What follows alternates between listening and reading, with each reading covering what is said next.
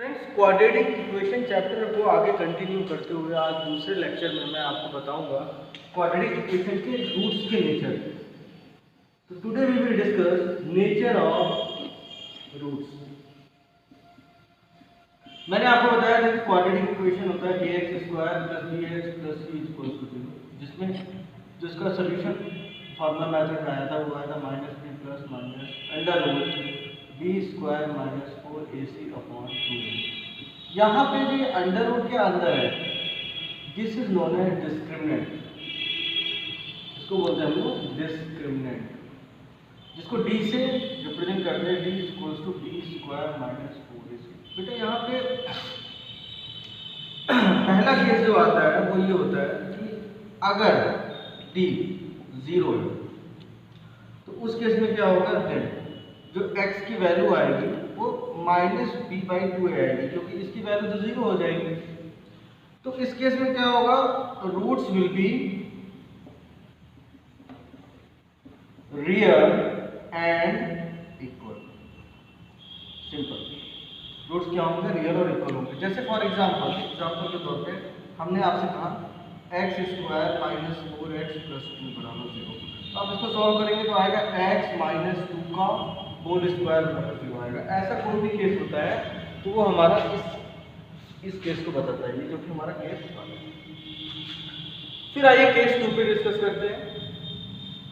Case 2 हमारा क्या कहता है, केस 2 ये कहता है अगर d की वैल्यू, अगर हमारा d का मान जो है वो लेस देन 0 मतलब निगेटिव है, देन निगेटिव का मतलब क्या होगा, रूट के अंदर निगेटिव आ जाएगा। रूट के अंदर निगेटिव का मतलब क्या होता है, इमेजिनरी। और अगर इमेजिनरी है तो उसके क्या होगा, then roots will be imaginary. Imaginary का मतलब काल्पनिक, हिंदी में बोलते हैं इसको, रूट्स विल बी इमेजिनरी। जैसे कि एग्जांपल के तौर पे अगर मैं ले लूं x square plus x plus 1 equal to, ये एक मान लीजिए क्वाड्रेटिक इक्वेशन है। तो हम पहले सॉल्व करने से पहले ये तो चेक कर ले क्या इसका रूट एग्जिस्ट करेगा। तो यहाँ पे अगर मैं कंपेयर करूँ तो यहाँ पे 1 है और यहाँ पे भी 1 का इंटू है, तो a की वैल्यू 1 आ गई, b की वैल्यू भी 1 हो गई और c की वैल्यू भी 1 आ गई। तो यहाँ पे अगर मैं d निकालूँ तो d क्या होगा, b स्क्वायर माइनस 4ac, मतलब 1 का square minus 4 into 1 into 1। So d will be -3, that is less than 0। So this implies that roots are imaginary. हमें यहाँ पे रूट्स क्या मिल रहा है, इमेजिनरी मिल रहा है। ये दोनों केस हुए। अब इस केस एक जो हमारा थर्ड है उसके बारे में जरा देखते हैं। जो केस थर्ड है हमारा, केस थर्ड है अगर d का मान ग्रेटर देन 0 आ गया मतलब पॉजिटिव आ गया, ठीक है, then roots will be real and unequal, ठीक है। इसमें रूट्स रियल और अनइक्वल होंगे। यहाँ पे भी थोड़ा सा इस बात का हमें ध्यान रखना है कि जो d है वो उसका नेचर कैसा है। भाई यहाँ से दो चीजें, if d is perfect square, perfect square का मतलब आप जानते हैं, मतलब अंडर रूट के अंदर ऐसा है 25 है हमारा, 16 है, 9 है, तो उसका परफेक्ट स्क्वायर बन जाएगा। Perfect if d is perfect square then roots will be rational. ये थोड़ा जानते रहिए, रेशनल आप जानते हो ऐसे नंबर जो p/q के फॉर्म में लिखे जा सकते हैं। और अगर if d is not perfect square then roots will be irrational। irrational आप जानते हो जो p/q के फॉर्म में ना लिखे जा सके, ठीक है। तो इस तरीके से इसमें की दो कैटेगरीज बन जाती है, इसको ध्यान में रखना है क्योंकि कभी कभी क्वेश्चन में ये पूछ लेता है इज रूट्स आर रैशनल और इरेशनल, तो इस बात को हमें ध्यान में रखना है। एक एग्जांपल के थ्रू इसको समझते हैं। जैसे मान लीजिए हमने ले लिया, अभी हमने शुरू में एक क्वेश्चन लिया था फैक्टराइजेशन मेथड का, तो आपने देखा था फार्मूला मेथड मैंने अंडर रूट जब लिया था तो अंडर रूट के अंदर 25 आया था, आया था ना स्टार्टिंग का जो पहला लेक्चर मैंने लिया था, तो उसमें जो डी था वो ये वाला केस था, क्योंकि उसमें अंडर 25 परफेक्ट स्क्वायर था, तो वो हमारा रैशनल रूट बन गया था। मैं एक इरेशनल का एग्जांपल ले लेता हूँ, जैसे मैंने ले लिया x square minus 2x minus 3 is equals to 0। तो यहाँ पे अगर मैं देखूँ तो यहाँ 1 का इंटू है, a की वैल्यू 1 है, b की वैल्यू -2 है और c की वैल्यू -3 है।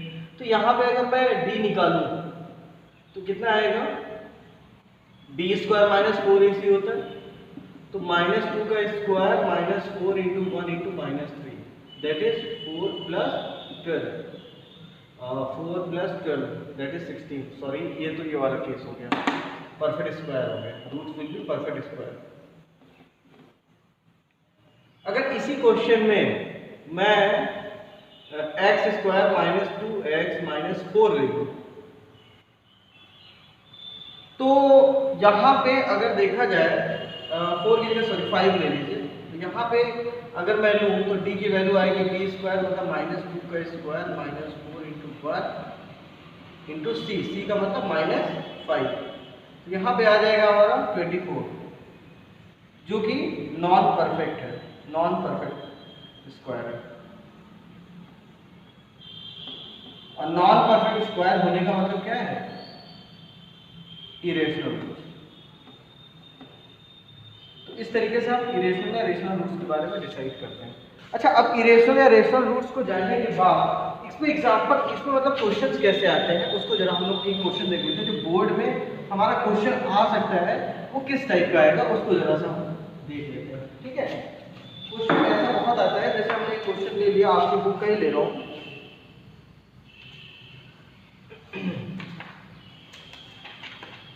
मैं क्वेश्चन ले रहा हूँ पेज नंबर A22 का क्वेश्चन नंबर 14 का मैंने मान लो ले लिया B, सपोज दैट 14 का B ले लिया। तो क्वेश्चन है हमें kx square minus 4x plus 1 बराबर 0। तो हमसे ये कह रहा है find value of k and also solution for which roots are equal. Let us see, solution में आते हैं, तो चूंकि रूट्स इक्वल है, सो आप देखो तो kx square minus 4x plus 1 equal to 0 में a की वैल्यू कितनी है k, b की वैल्यू -4 है और c की value 1, because roots are equal. अब अगर रूट्स हमारे इक्वल है तो b लो क्या होगा, रूट्स अगर इक्वल है तो अभी अभी हम लोगों ने डिस्कस किया है कि जो d की वैल्यू होगी वो क्या होगी, इक्वल टू 0 होगी ना, मतलब therefore b square minus 4ac will be 0। तो b की वैल्यू कितनी है, -4 का square minus 4 into k into c की वैल्यू 1 इक्वल टू 0। तो 4k is equals to 16, so k is equals to 4। ठीक है, अब फॉर सोल्यूशन हम क्या करेंगे, इस k की वैल्यू को इसमें रखेंगे, किसमें, इक्वेशन में। तो 4 into x square minus 4x plus 1 equals to 0।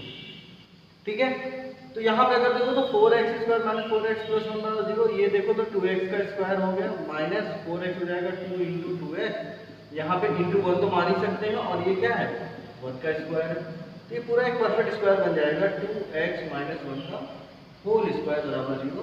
तो 2x माइनस 1 बराबर 0 और x इक्वल टू कितना आ जाएगा 1/2। आप देखिए होल स्क्वायर का केस बन गया ना, इसीलिए तो रूट्स इक्वल है, जो मैंने आपको प्रीवियस लेक्चर में बताया था।